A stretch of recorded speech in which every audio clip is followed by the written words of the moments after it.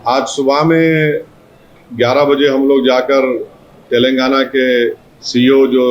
Election commission of India के CEO Telangana के उनसे हम लोग मैं खुद जाकर मुलाकात किया और उनको रिप्रेजेंटेशन दिया हूँ। और उस रिप्रेजेंटेशन में हमने उनसे चंद बातें उनके सामने रखी हैं। अब सीईओ साहब हमको ये बताए हैं कि 25 जून से जो तेलंगाना में एसआईआर होने जा रहा है उसमें लेटेस्ट जो वोटर लिस्ट है, जो कल तक जो नाम इंक्लूजन भी हुए 2026 की वोटर लिस्ट उसको बोलते हैं, तो जो कोई भी इलेक्टर और वोटर 2026 के वोटर लिस्ट में होगा, तेलंगाना में जो एसआईआर होगा उसमें उनके घर पे जाकर उनको एन्यूमरेशन फॉर्म दिया जाएगा और उस एन्यूमरेशन फॉर्म को वोटर और इलेक्टर को काम करना पड़ेगा कि उनको अपने 2002 की डिटेल्स उसमें लिखना पड़ेगा। तो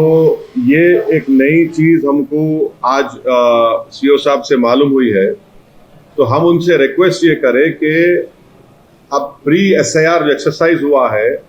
जिसमें लाखों की तादाद में इलेक्टर्स और वोटर्स की मैपिंग हो चुकी है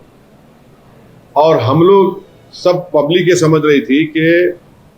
2002 के डिटेल्स को प्री प्रिंटेड फॉर्म में दिया जाएगा, मगर अब जो लेटेस्ट जो डेवलपमेंट ये हुआ है कि 2026 की वोटर लिस्ट में जो इलेक्टर्स का नाम है वो फॉर्म उनको दिया जाएगा और उसमें उनको अपने 2002 के वोटर डिटेल्स लिखना पड़ेगा।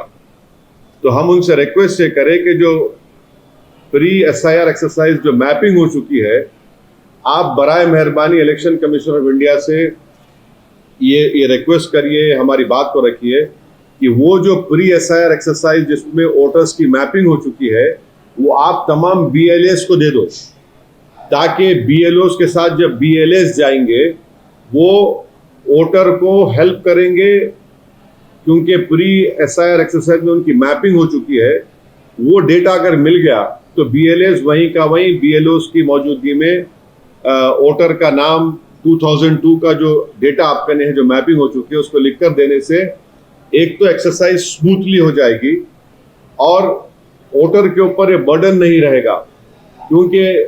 सीईओ साहब ये बोल रहे हैं कि जो प्री एसआईआर मैपिंग हुई है वो बीएलओ आपको बता देगा, आप उसकी फोटो लेके देख के लिख लो। तो ये तो बड़ा मुश्किल हो जाएगा, ये स्मूथली नहीं होगा, बड़ा इनफ्लेक्सिबल रहेगा पूरे तेलंगाना में।